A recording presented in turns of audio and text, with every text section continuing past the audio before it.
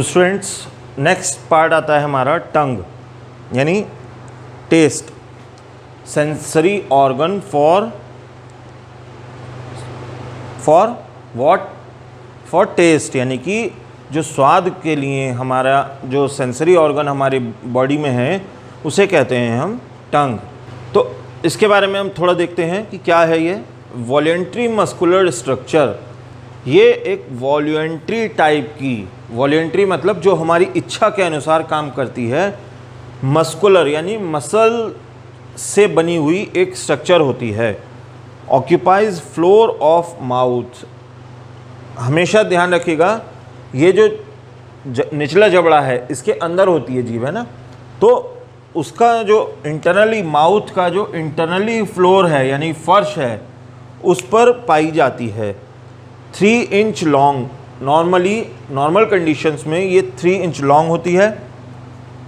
And superior surface consist of stratified squamous epithelium, जो ऊपर की सरफेस या आगे की सरफेस होती है वो स्ट्रेटिफाइड यानी कि लाइंस वाली स्क्वैमस एपिथेलियम, एपिथेलियम यानी कि skin with numerous papillae contains sensory receptors of the senses of taste in taste buds, यानी कि जो टेस्ट बर्ड्स होती हैं उसमें जो बहुत छोटे छोटे पेपिली यानी टेस्ट बर्ड्स के अंदर जो छोटे रिसेप्टर्स लगे होते हैं उस पर एपिथेलियम, स्ट्रेटिफाइड स्क्वैमस एपिथेलियम की ये परत चढ़ी होती है।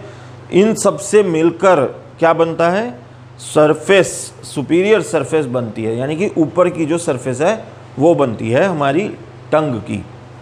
तो अब हम देखते हैं टंग के पार्ट्स। तो पहला पार्ट होता है रूट, है ना। फर्स्ट पार्ट होता है रूट, सेकंड होता है इसकी बॉडी एंड थर्ड पार्ट होता है एपेक्स। ठीक, तो पहला जो पार्ट है रूट, इसमें हम क्या होता है, located between the hired bone and mandible, hired और मैंडिबल बोन्स के बीच में पाई जाती है। डॉर्सल पोर्शन सिट्स इन ऑरोफेरिंग्स, जो ऑरोफेरिंग्स होता है हमारा उसके बीच में पाई जाती है। Attaches the tongue to roof of the mouth, तो जो हमारा टंग है एक्चुअली, या एक तरीके से ये कहना चाहिए कि माउथ का जो रूफ है, छत है, उस पर जाकर अटक जा या अटैच की जाती है। सेकंड पार्ट आता है बॉडी का, makes up the interior 2/3 of the टंग, जो बॉडी का 2/3 हिस्सा है वो बॉडी पार्ट होता है उसका। Rough surface due to the lingual papillae, lingual papillae की वजह से इसकी सरफेस रफ होती है। आप कभी ध्यान से देखें, आपकी जो सरफेस का ऊपर का पोर्शन है वो सारा रफ होता है, खुरदुरा सा होता है। क्यों होता है? क्योंकि उस पर लिंगुअल पेपिली पाए जाते हैं। Third, surrounded by anterior and lateral teeth, और ये चारों तरफ से टीथ यानी दांतों से घिरी हुई होती है। मोबाइल पोर्शन ऑफ द टंग, और ये जो है बॉडी पार्ट जितना भी है इसका, मतलब टंग का जितना भी बॉडी का हिस्सा है वो सारा मोबाइल होता है। मोबाइल मतलब मूवमेंट होता है जिसमें। थर्ड आता है apex, also known as the tip, यानी कि जो ये आगे का पोर्शन है ये इज़ द इंटीरियर 1/3, और ये 1/3 पार्ट होता है। ठीक है। Rests against the incisor teeth, और जहाँ पर इंसाइजर टीथ होते हैं आगे वाले हमारे, उसके पास रहती है हाईली मोबाइल, और सबसे ज़्यादा जीभ के मतलब तीनों हिस्सों में सबसे ज़्यादा जो मोबाइल पोर्शन है यानी कि जो सबसे ज़्यादा मूवमेंट कर सकता है वो है इसका एपेक्स। तो अब इसकी सरफेस के बारे में हम देख लेते हैं। टॉप ऑफ द टंग, यानी कि जो हमारा ऊपरी हिस्सा है टंग का, जीभ अगर हम निकालें बाहर तो जो हिस्सा हमें दिखाई देगा वो इसकी टॉप सरफेस कहलाती है।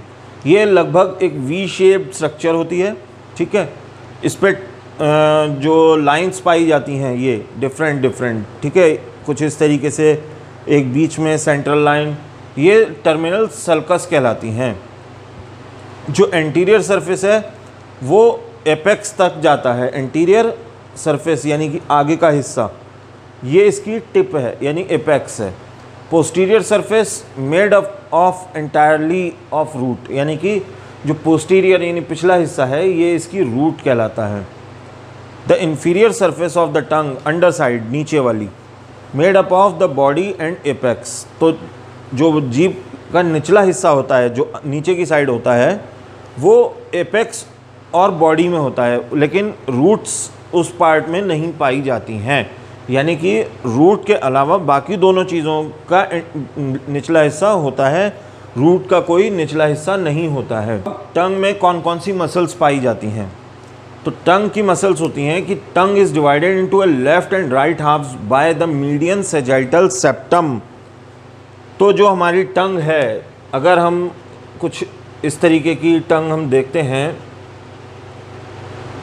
ये ऐसे, ठीक है, तो यहाँ बीचों बीच एक लाइन सी बन जाती है जिससे लेफ़्ट और राइट दो पोर्शन में बढ़ जाती है। तो ये हो गया हमारा राइट और ये हो गया लेफ़्ट, ठीक।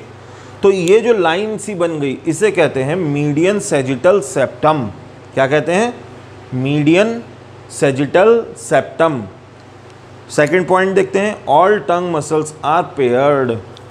ये बात बहुत इम्पॉर्टेंट है इस टंग के केस में कि जितनी भी मसल्स पाई जाती हैं, जितनी भी मसल्स टंग में पाई जाती हैं वो सब पेयर्ड होती हैं, यानी कि दो एक साथ होती हैं, ठीक है। यानी कि दो का ग्रुप होता है, उनको अलग अलग नहीं किया जा सकता है। नेक्स्ट चीज़ देखते हैं, अब ये क्या कितनी टाइप की होती हैं? दो टाइप की होती हैं, इंट्रिंसिक मसल्स और एक्सट्रिंसिक मसल्स। अब जो हमारी टंग की मसल्स हैं इसको हम देखते हैं। The median fibrous septum divides the tongue into right and left halves. जैसा कि मैंने इस डायग्राम में बताया हुआ है कि एक लाइन सी बन जाती है, ठीक है, जो राइट और लेफ़्ट दो पार्ट में डिवाइड कर देती है। तो ये each half contains 4 intrinsic and extrinsic muscles. दोनों में 4-4 पेयर्स की इंट्रिंसिक और 4 पेयर्स की एक्सट्रिंसिक मसल्स पाई जाती हैं। कौन कौन सी हैं? Intrinsic muscles superior longitudinal muscle हो गई, इन्फीरियर लॉन्गिट्यूडनल मसल है, ट्रांसवर्स मसल्स हैं और वर्टिकल मसल्स हैं। वहीं दूसरी ओर एक्सट्रिंसिक मसल्स अगर हम देखते हैं तो जीनियो ग्लोसस, हाइपोग्लॉसस, स्टायोग्लॉसस और पैलेटोग्लॉसस, ये 8 मसल्स जो हैं ये हमारी पूरी टंग में पाई जाती हैं। 4 इंट्रिंसिक वाली हैं और 4 एक्सट्रिंसिक वाली हैं। ये है हमारा डायग्राम।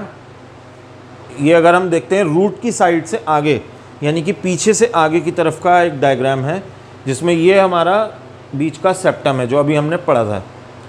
इधर और इधर इंट्रिंसिक और एक्सट्रिंसिक मसल्स पाई जाती हैं, ठीक है। अब देखते हैं इंट्रिंसिक मसल्स। तो occupy the upper part of the tongue, पहली चीज़ कि ये अपर पार्ट में होती हैं, एंड अटैच्ड टू द सब म्यूकस फाइब्रस लेयर्स। तो जो जीभ पर पाई जाने वाली सब म्यूकस लेयर है या सब म्यूकस फाइब्रस लेयर है उसमें पाई जाती हैं। And the median fibrous septum, यानी कि दो चीज़ों में, कौन कौन सी? सब म्यूकस फाइब्रस लेयर और median fibrous layer septum, median fibrous septum, इन दो को कवर करती है कौन? Intrinsic muscles.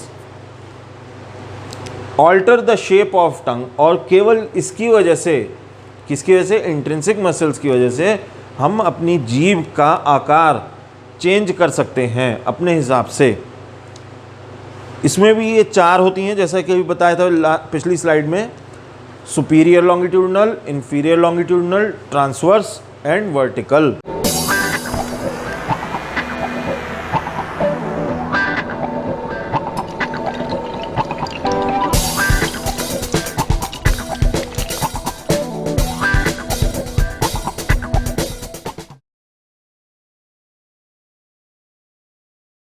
तो अब फर्स्ट देखते हैं superior longitudinal. Beneath the mucous membrane, जो जीभ पर पाई जाने वाली म्यूकस मेम्ब्रेन है, उन दोनों के बीच में, मतलब एक तरीके से बीच की लेयर बनाने के लिए सुपीरियर लॉन्गिट्यूडनल मसल्स होती हैं।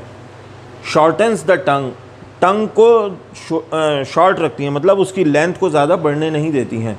मेक डॉर्सम कॉन्केव, और डॉर्सम कॉन्केव बनाती हैं, यानी कि जो जीभ है उसका शेप लगभग कॉनकेव जैसा होता है लगभग। किसकी वजह से होता है? सुपीरियर लॉन्गिट्यूडिनल मसल्स की वजह से। अब सेकंड आता है इंफीरियर लॉन्गिट्यूडिनल मसल्स। ये कहाँ पाई जाती हैं? Lying close to inferior surface of the tongue between genioglossus and hypoglossus. Hypoglossus और जीनियोग्लॉसस के बीच में ये पाई जाती हैं। शॉर्टन्स द टंग, इनका भी काम जो है जीभ की लंबाई को ज़्यादा बढ़ने नहीं देना है। मेक्स इट्स डॉर्सम कॉन्वेक्स, ये इस एक तरीके से अगर देखा जाए तो जीभ का निचला हिस्सा बनाती हैं। ठीक है, थोड़ा एक्चुअली इस तरीके से नहीं, थोड़ा सा फैला हुआ सा, ये इस तरीके से तकरीबन।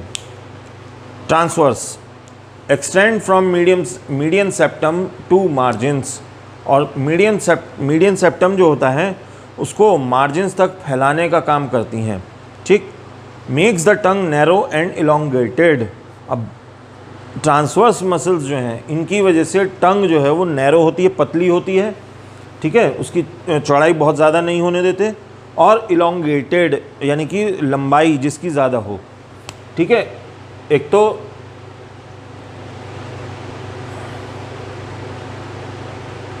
ऐसे, तो ये जो है इलोंगेटेड कहलाएगा क्योंकि ये लंबाई में है, और नैरो है यानी कि ज़्यादा चौड़ी नहीं है, पतली है। देन आता है vertical, found at the borders of anterior part of the tongue, it makes tongue broad and flattened. तो ये जो बॉर्डर्स होते हैं, जीभ के किनारे जो हैं, एजेस जो हैं, इन पर इनकी ज़्यादा चौड़ाई को बढ़ने से रोकती है, और साथ में इसको फ्लैट रखने की कोशिश करती है। फ्लैट का मतलब बिल्कुल चपटी, सपाट। नेक्स्ट आती हैं एक्सट्रिंसिक मसल्स। ये भी नंबर 4 होती हैं, जीनियोग्लॉसस, हाइपोग्लॉसस, पैलेटोग्लॉसस, स्टायोग्लॉसस। ठीक है, अब इनका क्या काम होता है? Connect to the tongue to mandible by genioglossus. तो जीनियोग्लॉसस जो हमारा पार्ट है ये रहा, ठीक, यानी कि ये वाला हिस्सा यहाँ पर जो है, यहाँ, इसकी सहायता से ये मैंडिबल के साथ जुड़ता है। Hyoid bone via hypoglossus. अब जो हाइपोग्लॉसस है ये रहा, ठीक है, ये वाले हिस्से जो हैं इसकी सहायता से ये हायर्ड बोन के साथ जुड़ी हुई होती है। उसके बाद है स्टेलॉइड प्रोसेस। ठीक है, स्टेलॉइड प्रोसेस जो है ये यहाँ पे होता है स्टाइलोग्लॉसस, और पैलेट बोन जो होती है उसके साथ जुड़ता है पैलेटोग्लॉसस ये रहा। तो इस तरीके से एक्सट्रिंसिक मसल्स जो हैं वो विभिन्न प्रकार की जो बोन्स हैं उनके साथ, या मसल्स हैं उनके साथ जीभ को जोड़े रखने का काम करती है, अटैच रखने का काम करती है, ताकि वो निकल ना जाए बाहर। नेक्स्ट देखते हैं हम कि हमारी टंग में ब्लड सप्लाई कैसे होती है। तो एक्सटर्नल कैरोटिड आर्टरी, अच्छा, इसमें जो पाई जाती है वो पाई जाती है एक्सटर्नल कैरोटिड आर्टरी, जो कि लिंगुअल ब्रांच होती है। अब इसका क्या मतलब हुआ? इसका सिंपली इतना मतलब है कि जो हमारी लिंगुअल आर्टरी होती है उसकी ब्रांचेस जो हैं वो आकर यहाँ पर कहलाती हैं external carotid artery. Lingual when, अब जाहिर सी बात है अगर आर्टरी है तो उसके सपोर्ट में या उसके अपोजिट वेन भी यहाँ पर मौजूद होगी। तो lingual when joins the internal jugular vein. तो जो लिंगुअल वेन होती है वो किस किस को ज्वाइन करती है? जो इंटरनल जुगुलर वेन्स होती हैं उनको ज्वाइन करती है, जोड़ती है, ब्रिज का काम करती है उनके लिए। ब्रिज मतलब जो हमारा पुल होता है उसकी तरह से। रूट ऑफ टंग, अच्छा, जो टंग की रूट है यहाँ पर जो जुड़ती है ना जाके, यहाँ पर टॉन्सिलर पाई जाती है एंड असेंडिंग फेरेंजियल आर्टरीज पाई जाती हैं। तो टॉन्सिल्स शायद आपने सबने मालूम होगा, टॉन्सिल्स पाए जाते हैं, और उसी के साथ साथ असेंड जो फेरिंग्स वाला पार्ट है वो पाया जाता है। तो वहाँ पर जो ब्लड सप्लाई है, या एक तरीके से कह सकते हैं कि जो सप्लाई है उसके वो कहाँ पे होती हैं? रूट ऑफ द टंग में होती हैं, यानी कि रूट जो है वो टॉन्सिल्स के पास और फेरेंज वाले पार्ट के पास पाई जाती है। तो अब आता है nerve supply of the muscles, यानी कि जो हमारी टंग में या टंग की मसल्स में जो नर्व सप्लाई है वो कैसे होती है। 4 extrinsic and 3 intrinsic muscles of the tongue are supplied by 9th carotid nerves। ठीक है, तो 4 एक्सट्रिंसिक मसल्स होती हैं और 3 इंट्रिंसिक मसल्स। एक्सट्रिंसिक मतलब एक्सटीरियर पोर्शन में पाई जाने वाली, इंट्रिंसिक मतलब इनर पोर्शन यानी लोअर पोर्शन में पाई जाने वाली मसल्स में कैरोटिड नर्व्स का कौन सी carotid nerves, 9th carotid nerves से सप्लाई होती है। किसकी, नर्व सेल्स की। Only palatoglossus supplied by vago accessory complex. और जो पैलेटोग्लासस पोर्शन होता है एक्सट्रिंसिक मसल्स का, उसमें वेगो एक्सेसरी कॉम्प्लेक्स पाया जाता है, जहाँ से एक्चुअली नर्व सेल्स या नर्व फाइबर्स के थ्रू वो ब्रेन से अटैच्ड होती है। ओके स्टूडेंट्स, तो यहाँ पर हमारा टंग का पार्ट ख़त्म होता है, यानी कि हमारे 5 में से 4 सेंसरी ऑर्गन्स हम फिनिश कर चुके हैं।